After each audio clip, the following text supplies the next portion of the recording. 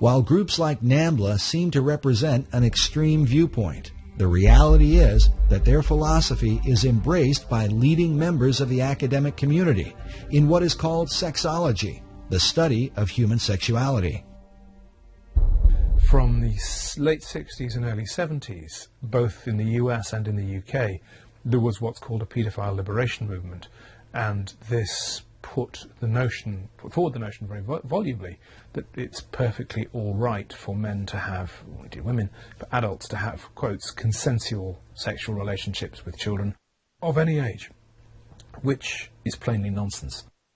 But the pedophile liberation movement is still at work in America's academic institutions and includes men who design the thinking behind what is taught in America's sex education programs.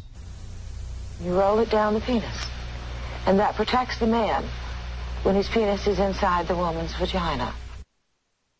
There was never any science in all this. It's got nothing to do with science. It's always been political. It's always been people's own sexual perversions that have driven them. And now that drives those sexual perversions into the schoolroom in the form of sex education curricula. Some of the leading pedophile supporters include the late Dr. John Money of Johns Hopkins University, Dr. John DiCecco, Professor Gilbert Hurt, and Dr. Hubert Kennedy, all out of San Francisco University. Perhaps the most influential was the late Dr. Vern Bulla from the Center for Sex Research at California State University, Northridge.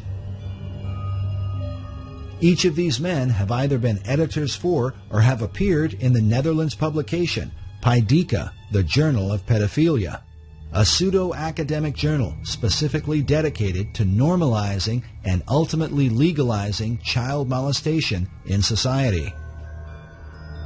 Also appearing in Ped0filos was Dr. Ralph Underwager, who was often called as an expert witness in court cases involving child abuse.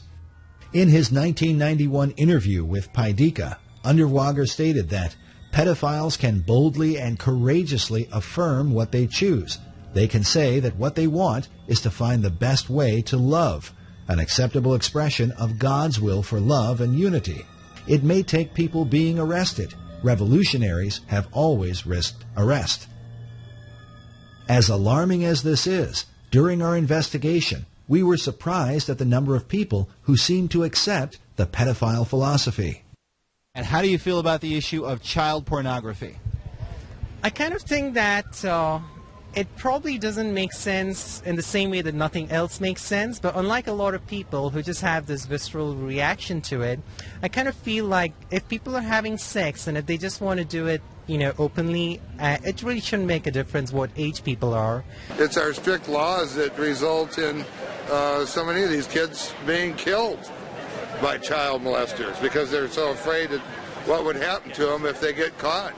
It's a direct result of our stringent laws. I mean, I think everybody's got to be broken in somehow, and ever since the dawn of man, it's been a normal thing where people, when they're young and don't know anything, get broken in by somebody. If they're old enough to bleed, it's all good, as far as women are concerned. Today, the two leading institutes that promote pedophilia are the Kinsey Institute in Bloomington, Indiana, which receives more than $700,000 a year in taxpayer funding, and in San Francisco, the Institute for the Advanced Study of Human Sexuality, a private institution founded by Kinsey's homosexual lover and co-author Wardell B. Pomeroy. Despite its storefront appearance, the Institute is said to be the Harvard University for all human sexuality training. This institute creates the PhDs, the master's degree people, the teachers, the bachelor's degrees, the safe sex educators, and a whole variety of other AIDS prevention people that go into the schoolrooms all over the country and teach children about homosexuality, heterosexuality, bisexuality, bestiality, condoms, and all the rest of it. Teach sex. In all cases, these are people who are Kinseyan trained. On their official website, the Institute states that there need to be sociosexual activities available to those disadvantaged because of age. Some believe this is a veiled reference to children, and that the Institute calls them disadvantaged because it's illegal for them to engage in sex. Can this really be the case? We decided to pay a visit to the Institute and question them about this and some other information on their website. Even if it's 2 minutes, then pay him. I really can't. No. Can you answer one question for us, sir? Needless to say, our initial attempts were met with resistance. Can we get just one answer? On your website, which you make public, you say that you help those who are disadvantaged because they're aged sexually. Does that add up to endorsing pedophilia? We do not endorse anything of that. I would strongly recommend that you turn the camera off and leave right now. This is private property. Get out. Despite what appears to have been a denial, the Institute's website declares it is the sexual right of all people to engage in sexual acts or activities of any kind whatsoever, and that people have the right to sexual entertainment, including sexually explicit materials dealing with the full range of sexual behavior. If taken literally, these so-called rights would obviously include pedophilia and child pornography.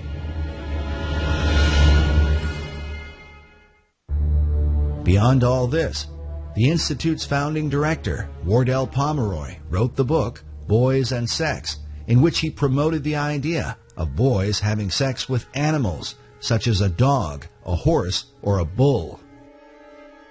Pomeroy also stated that incest between adults and younger children can prove to be a satisfying and enriching experience. But the influence of Pomeroy's Sex Institute goes even beyond the academic community and into America's churches. The line from Kinsey to the current destruction of the Catholic Church is very direct. In the past 4 years, more than 180 people have come forward claiming they were sexually abused by priests in this area over the past 60 years. Consider this raw data. A survey commissioned by the U.S. Catholic Church found more than 10,000 allegations of sexual abuse involving more than 4,300 priests and deacons.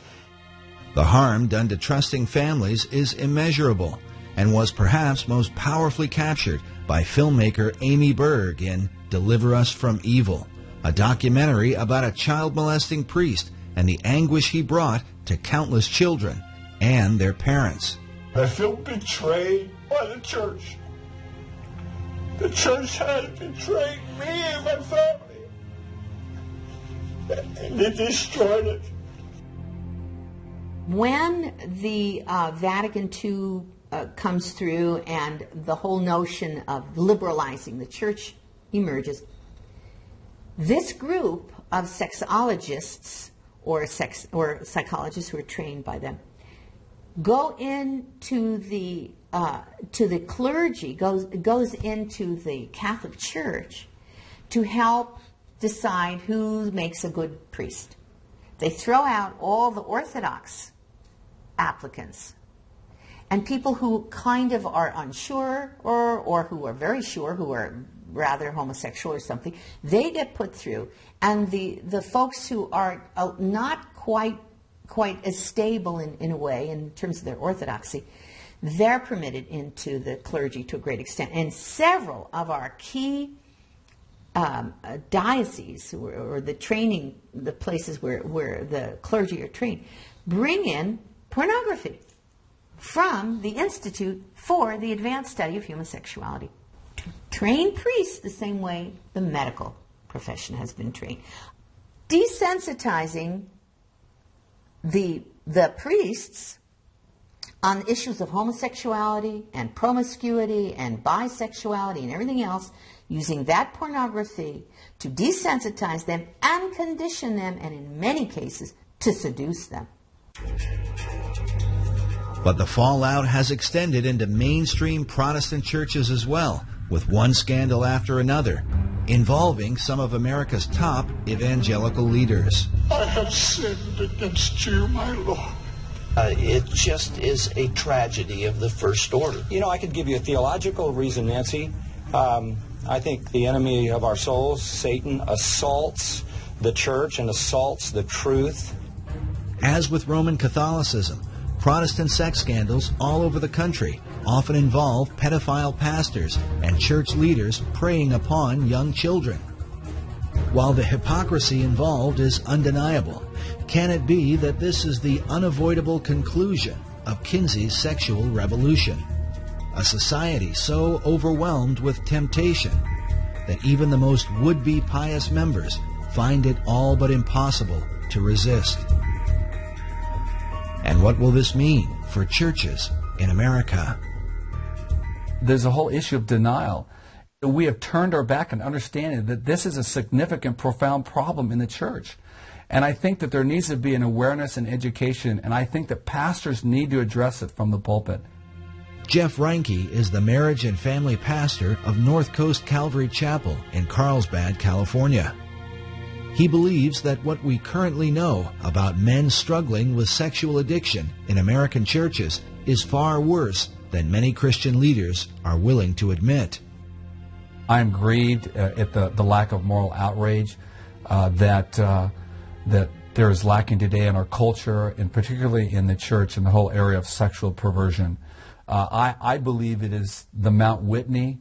I think addiction, in particular sexual addiction, is the Mount Whitney of sin in the church today. If I could use a more effective metaphor, I really think it's like an iceberg, is we just barely see the tip of it.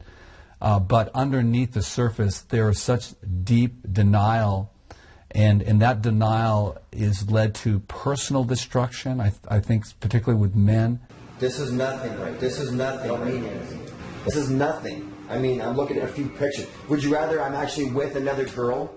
Like did I actually cheat on you? You know, actually, I would prefer that my husband not do either one. Are you trying to give me an option? It's either a prostitute or the computer? There's not a week that goes by in my own counseling practice that I am not counseling a couple, that I don't get a phone call or an email in regards to sexual addiction. I had a wife whose husband is a lawyer in the area, and she's filing for divorce. For the last 6 years, he's been caught in prostitution, in pornography, in striptease centers and so forth. And she asked me this question. She said, how is it that he could call himself a Christian for the last 5 years, that he's been struggling with this stuff? How can he call himself a Christian? Could you tell me that, Pastor? When is it going to stop with you? I'm not covering for you anymore. Dude, what's there to cover? There's nothing wrong with this. Did you look at it? There's nothing wrong with this. Yeah, I did look at it, and so did your son. Yeah? So what? What kind of a father have you become? Now you're going to talk about me being a father? It's going to stop, and it's going to stop now. It already stopped. That's what you said months ago. What kind of marriage is this? You know, it's one thing that you make me feel like I'm not even your wife, that I'm worth nothing, that you have to look at magazines and porn. What do you expect from me? I can't even look at you anymore.